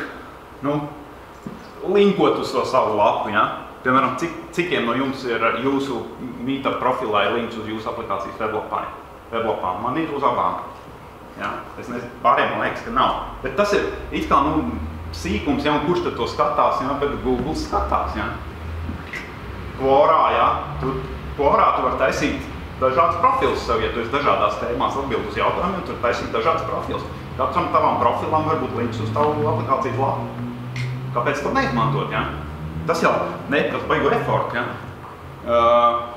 Un reku, Labsoft Latvijā, ja? Cik no jums ir to savu produktu iereģistrējuši Labsoft Latvijā? Tur var uzlikt linku, tur arī tā lapa ir labs reitings, ja? Nevajag noniecināt to, ka Latvijā, kad tu taisi produktu starptautiskajā auditorijā, kad Latvijā, Latvijā neviens tāpat nepirks. Tā ir realitāte, Latvijā neviens tāpat nepirks, bet tas nenozīmē, ka tu nevar aizsūtīt press release uz Kursors LV, ja? Varbūt viņu nopublicēs un arī varbūt pat pieliks linku atšķirībā no daudziem amerikāņu saitiem, kur uzrakstīs, bet linku nepieliks, ja? Ielikt bildi. Tā linku pielikšana, tas skatās tā kā īpaši favors, tā kā, kā kurā gadījumā? Tu vari ielikt linku arī raksta. Tu vari prasīt, bet ļoti bieži viņi neliek, ja? Nu, tāpēc, ka tāda ir mēdī policija, jā. Tas ir populisms. Ir vietas, kur par to prasīs naudu, ir vietas, kur tev vienkārši, ka tas, nav. Pašo TechCrunchā ir raksts, kaut kādi raksts. Labi, TechCrunch neraksta par indie aplikācijām. TechCrunch raksta par startupiem, ja tur ir bišķiņ citi noteikumi. Bet TechCrunch liek, tāpēc, ka viņš ir moderns mēdījis, ja, bet ja tu mēģini, piemēram, pitchot kaut kādam, nezinu, Austrālijas kaut kādam property žurnālam, ja, sapņo vien, ka viņi ieliks linku, viņu weblapi ir joprojām no 98. gada, ja. Bet, tu gribi, lai viņi par tevi uzraksta, tāpēc, ka cilvēki Austrālijā to labi lieto, ja.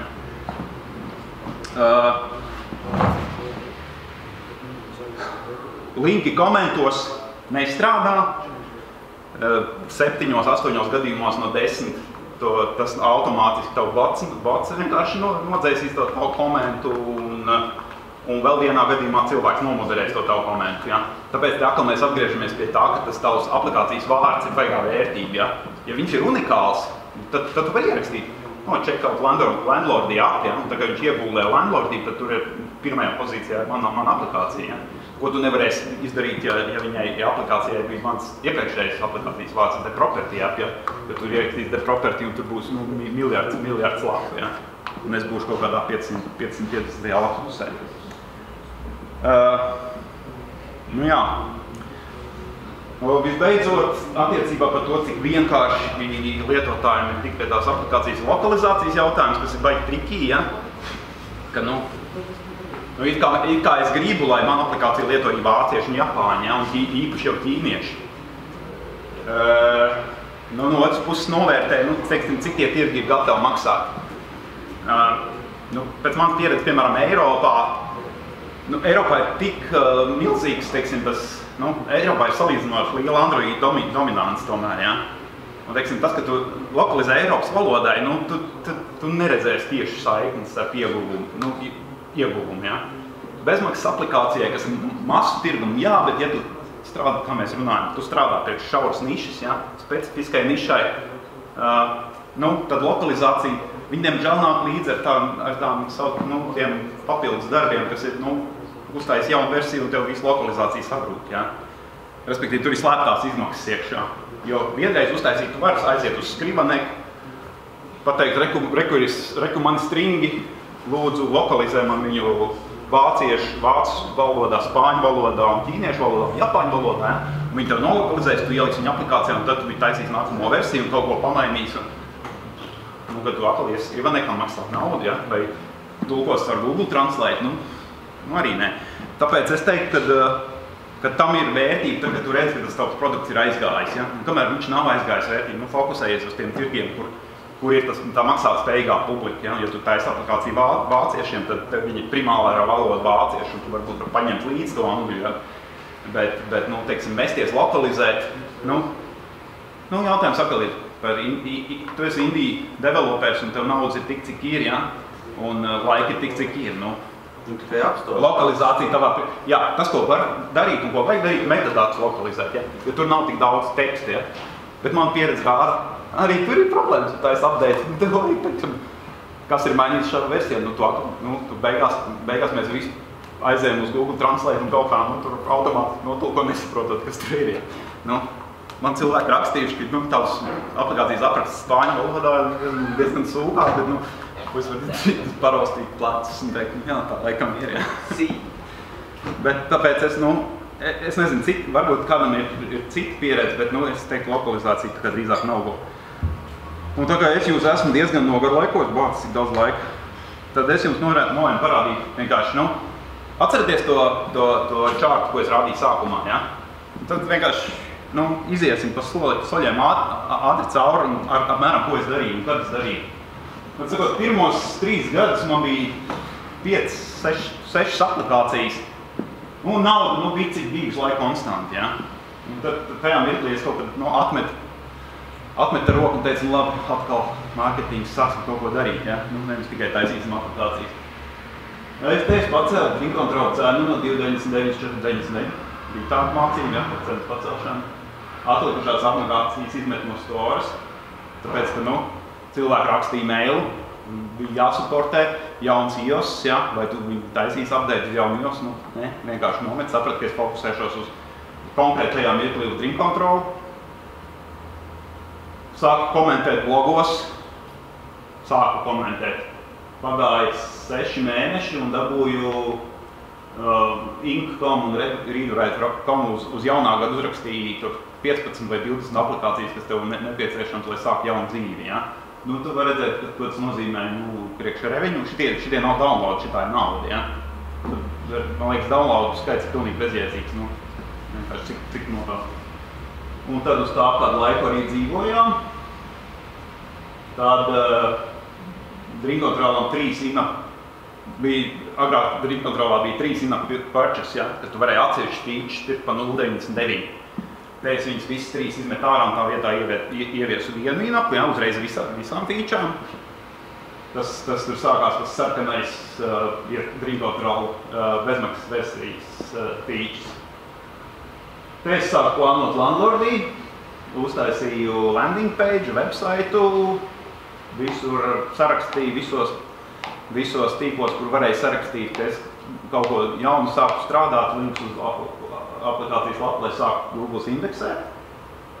Tad es nākamajā mēnesī sāku user testing, respektīvi ar papīra prototipu gāju pie cilvēkiem, ļauju viņiem spēlēties ar pop-up, kas principā bija uz papīra sazīmēts interfejs, kur varēja darbināt caur pop aplikāciju telefonā. Tad nākamajā 8 mēneši bija aplikācijas developments, tur pa vidu kaut ko izdarīja priekš Dream Control, bet tā, vienkārši jaunā iOS versija tiek suportēta un tam līdzīgas lietas. Tad LinkedInā nofraktēju kaut kad 50 users, es jau teicu, no 50 kādi 20 ielādēja aplikāciju, no kādiem 10 man izdevās dabūt feedback. Ja. Tā izskatā ļoti vērtīgi feedback, vienkārši no 2 cilvēkiem es dabūtu tādu feedback, ko vispār bija vērts visu to lietu darīt. Tad bija slepenais launch, nevis publiskais launch ar press release, bet slepenais launch, kas vienkārši aplikācija ielika App Store. Man nebija tagad, šitā ir aplikācija, kad cilvēki turēs biznesa datus, ja. Tas nav tā kā spēle, nokašo. Tad es nolēmu, tā es sāku nevis ar press release un publicitāti, bet sākt slepeni, ielikt App Store un paskatīties, kas notiek, jo nav īsti pārliecības, ka viss būs perfekti. Ja. Viņi kaut kur testē maksimāli, bet zinu, ka reālā dzīve vienmēr ir savādāk. Tad bija slepenais launch, tad es sapratu, ka tā lieta iet, es pacēlu cenu un oficiālais launch landlordī. Vēl toreiz nebija landlordī, respektīvi viss joprojām ar property aplikācijas vārdu, tad tik tie publicitātes bišķi. Tad ar ilgām nokām tiku pie vārda, nopirku domēnu, otrais launch ar press release, viss jauna aplikācija, jā. Tu gribēji kaut kas? Secret launch, ka tu vienkārši ieliec aplikāciju App Store un nevienam nesaka par to. Slepeni. Viņš tā ir atrodams to pašu nosaukumu.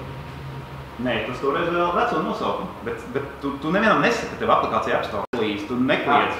Tas ir slepenais launch. Tu vienkārši gribi būt drošs, ka tu piedāvā produktu, kas ir labs, kas nekrašo. Tu gribi paskatīties, cik cilvēku tu gribi nomērīt, kā strādā onboardings, ja pirms tu, teiksim, kliedz par savu aplikāciju. Es saprotu, ka tas viss ir pilnīgā pretrunā to, kā startupiem māca, kā viņiem to vajadzētu darīt. Ja? Bet es saku, šis ir pilnīgs cits skatījums, pilnīgi savādāks skatījums. Bez reklāmas. Bez reklāmas, bez publicitātes vienkārši. Tad landlordī vēl vienreiz paceļ cenu.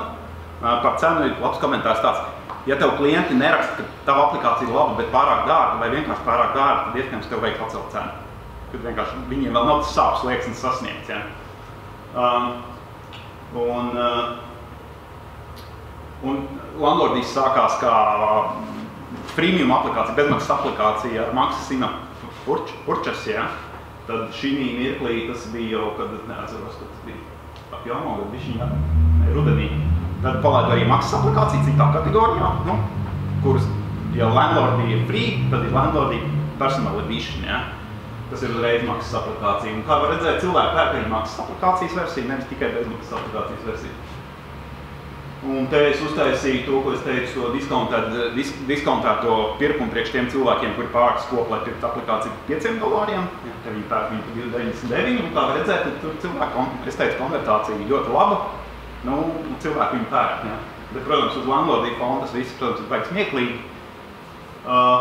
Nu jā, un kas tālāk, nu, es plānoju pacelt cenu vēl vienreiz landlordiju, ja. Nu, es domāju, $15. Un ieviest to pašu diskontēto pirkumu par veco cenu $9 priekš tiem, kas ir skopuļi. Nu, kaut kādā 35. 40. dienā pēc tam, kad cilvēks viņu sāks lietot. Tad plāns ir tāds, ka kaut kādā mirklī man ir plāns ieviest pro versiju, ja, kur būs vēl vairāk feature cilvēkiem, kas to nodarbojas ar šo property management un izīrēšanu nodarbojas profesionāli, jo man tajā mirklī, ka man atraksta klients, ka tev ir super aplikācija un es esmu visu savu 40 īres īpašums jau noreģistrējis un viss ir baigi forši un es pie sevis tā domāju, bāc, viņi par to ir samaksājis tikai $12 un viņam 40 īres dzīvokļi, nu, protams, ka no viņu vajag paņemt vairāk naudas, ja. Un tad subscriptions, nu, tajā mirklī, kad es izlēmšu par labu servisiem, bet, nu, ar subscriptions ir, nu, triki, ja. Tāpēc, kad, nu, subscription, nu, parakstīšanās, abonēšanas servis, viņi ir sarežģīti no support viedokļa atkal, nu, tas var būt savādāk, teiksim, ja tev ir kompānijas mūs, ja tu esi viens pats, tad tajā mirklī, ka klients tev raksta mailus, ka viņš negribēja šito abonēt viņu, viņš nemaz nebija domājis, ka tev automātiski atjaunosies abonēšana uz nākamā mēneša, ja, un tu neko nevar darīt, tāpēc, ka App Store rules ir kādi ir, tādi ir, ja. Tajā mirklī, nu, web servisiem tas ir vienkāršāk, tu vienkārši, ok, es tev tur atdodu atpakaļ naudu vai vēl kaut kā, ja, nu, App Store tāds iespējas nav. Tāpēc, nu, un subscription nozīmē arī tā kā, nu, long-term commitment, ja, ka tu vismaz gadu apsolies tomēr to produktu vai to servisu turēt pie dzīvības. Nu, es šajā lietā, tā kā es esmu indie developers, ja, šis nav mans vienīgais ienākuma avots, es nepaļaujos tikai uz šito, ja. Tas nozīmē, ka es jebkurā mirklī varu vienkārši izstāties no spēles, pateikt, ne, viss, kāda aplikācija ir tāda, es neko nezinu, nav nekāda abonēšanas servis. Bet, protams, tajā mirklī, kad man būs klientu bāze, un es no viņiem varēšu paņemt, nezinu, 20,000 gadā par abonēšanu, tajā mirklī es vienkārši varbūt pateikšu, ok, man citu variantu neinteresē, es taisīšu viņiem servisu.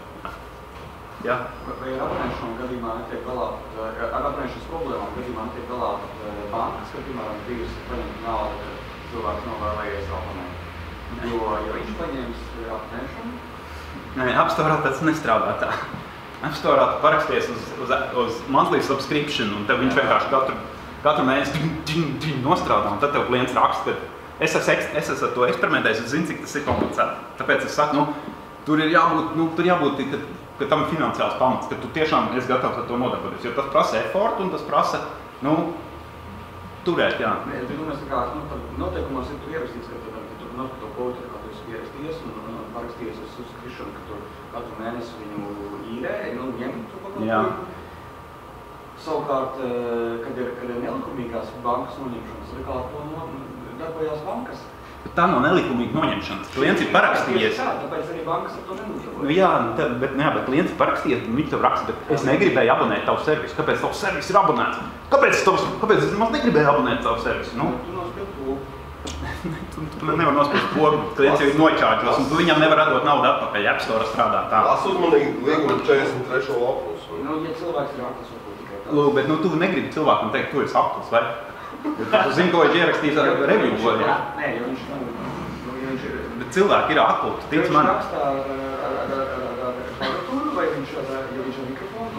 Cilvēki ir, nu, tajā mirklī, kad tev ir aplikācijas lietotāji tūkstošos, tev ir tādi keisi, nu, tu domā, ka kāds cilvēks var būt tik stulbs, bet viņš var būt tik stulbs, un tu pa lielām, nu, tā nav viņa vaina, viņš vienkārši tāds ir piedzīvis, ja tev vienkārši vajag to akceptēt. Bet, piemēram, bija tikko tiesa, uzliek atskaitīt, tur vairāk ziltiņu spēlītēm Androidā, kur bērni ir uzspieduši, ja? Nu, jā. Protams, nu, tāpēc jau, protams, tas stores jau, arī, kaut kā jau cenšās šo ierobežot, tāpēc ir vairāk līmeņi šobrīd approvals priekš subscription servisiem, ja, ka tev ir, ka tur ir parentālie kontroli, ka tev tur, divreiz pārpras, un tad tev varbūt vajag autorizāciju no tēva device, bet, es saku, tas ir, teiksim, vienreizējs pirkums un inapirkums, tas ir vienkārši, jā. Nopirki, tev ir tā vērtība, jā. Abonēšanas servis ir komitments uz kaut kādu laiku, gan no klienta puses, gan no tavas puses. Un, jautājums, vai tu to gribi? Es to pagaidām negribu, es vienkārši redzu vairāk čakteri nekā vērtību, jā. Tad, kad tur būs scales, tad es domāšu par to. Bet tu nevajag ar savu nolu pievāst ar muļķībām. Kamēr tev tas neuztrauc, tad par to nedomā. Ka tie subscription noteikti, es obligāti noteikti savu App Store, tad nevar viņu apiet. Nē, tu īsti ne. Tu viņu var uztaisīt tā, ka tavu subscription var abonēt kaut kādā websaitā, bet tu savā aplikācijā nevar uzlikt linku uz to websaitu. Okay. App Store, es nezinu, Google Playā kā ir, bet App Store ir tā. Tu nevar pat uzlikt linku aplikācijā, kas aizēj uz šejienu un noabonē manu servisu. Tu nevar, tas ir aizēj. Šāds atļaumalīgs joprojām vēl review liest vaļā un Safari. Tev var izmest un tev var neizmest no stores. Jā. Jā, un visā šī te bildē kopumā, jā, varbūt es sapratīšu, ka landlordī not a big thing un vienkārši taisīšu jaunu aplikāciju. Ok, viss. Wrap-ups, dzīve ir īsa. Bišķiņa marketinga ir labāk nekā necik marketinga, ja? Un mēs visus to esam spējīgi. Vajag sākt šodien uztaisīt landing page savai jaunajā aplikācijā, kur vēl nemaz nav sākt programmēt, ierakstīt bišķiņu laiku marketingam savā kalendārā, katru nedēļu. Tu zini, kas ir jādara, es pastāstīju, jādara. Nepadodies, jā, es Dream Controls ieguvu reāli vērtību, tā sapratu, ka ir vērts ar to nodarboties pēc 3,5 gadiem, jā. Bet dažreiz vajag padoties un taisīt kaut ko jaunu, jā. Tā kā tām pirmajām 5 aplikācijām, es vienkārši sapratu, ka tur nekas nebūs, jā. Un labā ziņa, indie developeri nav tikai tur iekšā dēļ naudas, jā. Arī dēļ fana un dēļ apliecinājuma. Tā, tas viss.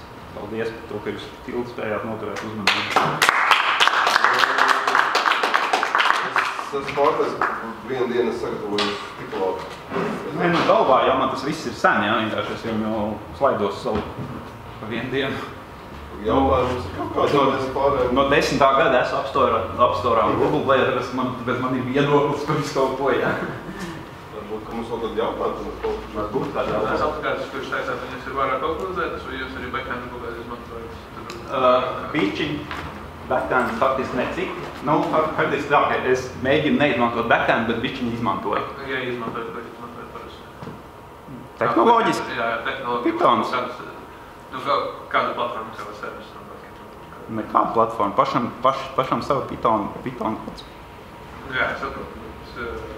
Ja jūs to saprotu, backends ir webpage. Jā. Mans servers, DigitalOcean servers par $5 un mani Python skripti. Indie developeri viss dara lēti. Vienkārši tas ir kā hosting sanāk, vai pats jūs pats servers. Jā, es pats arī serveru administrēju, jā. Kā ir kaut kādiem negatīviem review ir bijuši, vai? Ko tu vari darīt? Viņi ir, Viņi ir, tu vienīgais, ko var darīt, tu viņi var mēģināt, tu viņus var mēģināt vienkārši nokompensēt ar pozitīviem reviewiem. Tur nav, viņi vienkārši, tu viņus var it kā reportēt App Store, un es esmu dažus reportējis App Store, un no kodiem 10 viens ir izvākts, jā. Bet kādām pazīmēm? To, ka tur vienkārši cilvēks kaut kādu pilnīgi bezsakaru vienkārši, Dream Controlā kāds bija uzrakstījis, ka, aplikācija jau forša, bet atgādina man vecā onkuļa smirdošās apakšbiksas. Ķipa es tā, what the fuck, es noreportēju to izvāci, bet tas, ka cilvēki uzraksta, ka aplikācija crasho, vai gan, es skatos logos, ka necrasho, jā, un kad, ka viss labi, tikai visu vajadzēja darīt otrādi, tur negatīvi redz, ko tu var darīt, viņi vienkārši... Jā, bet teiksim vienkārši tādi, ka... Iespējas... Nepatīk vai bezjēdzīgi vai tādi. Jā, bet tāpēc, teiksim, labi, ka tev ir tas freemium modelis, un tad cilvēki tomēr viņi var tā kā, ielādēt pirms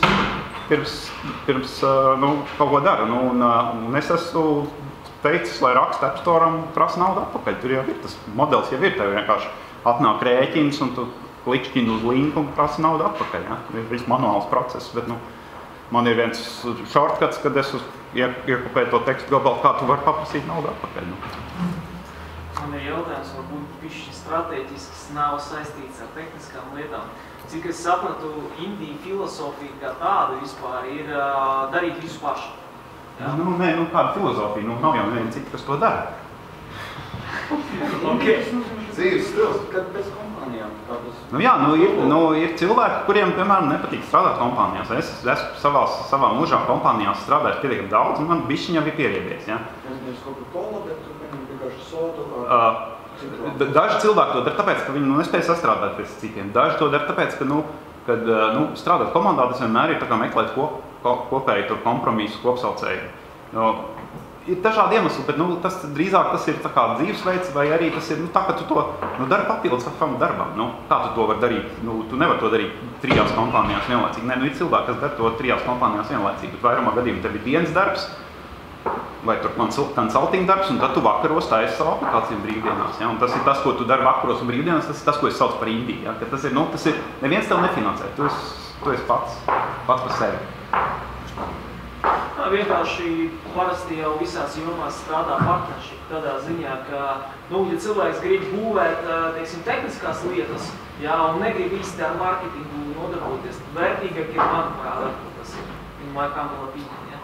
vērtīgāk atrast marketeri, ar kuru tu ej daļās uzņēmumā 50/50. Jā, tas, ko pie Riharda var iedarīt tajos startup mītpos, un tur tādi kā tu, lai nāk, un tad tie, kur var uzprogrammēt, tad tur var networkoties, ja? Kādu kur nevar samaksāt, bet kur kompetenci tev vajag, viņi nevar piedāvāt naudu reizi. Jo tas ir tāds, ar svešu cilvēku kaut ko sākt jaunu darīt, tas ir vienmēr tādu, baigi grūti saprast, vai sanāks vai nesanāks, un, protams, ka ir labi. Ja tā ideja ir tāda, ka tev ir gatavi dot naudu, tad, protams, ka ir vieglāk. Mēs sanākam bariņā, notērējam naudu, kāds viss kārtībā, ja? Bet tagad tu to dari viens, tad tev pirmkārt nevienam nav jāatskaitās. Tev nav deadline, tev nav tur nākamais termiņš, kā Rikārds teica, vai deadlines uz pieteikumu iesniegšanu. Tas ir tā kā savādāks dzīves modelis, jā. Tas ir tāds, ka, bet to var apvienot. Es saku, to var apvienot ar dienas darbu, to var apvienot ar darbu startupā. Daudz cilvēku strādā startupā, viņiem ir savas mazās indiju aplikācijas, jā. Kur savam priekam vai vaispriekam tu vienkārši gribi izpētīt kaut kādu frameworku vai iemācīties kaut kādu jaunu lietu, un tu viņu vienkārši uztaisa aplikāciju pats arī publicē. Tas šobrīd $99 gadā, to jau, ja mums tomēr var atļauties, tas jau nav tik dārgi, jā. Tā. Ir vēl kādi jautājumi? Paldies! Paldies par uzmanību. Es nezinu, man liekas, tas arī pa lielu un tā oficiālā daļa viss. Gribēju pat vēl vienu jautājumu, kas ir ar jaunu sfēru aplikāciju, Android televīzijas aplikācijas, vai kādu kaut kāds ideja par to, kāds to darīt.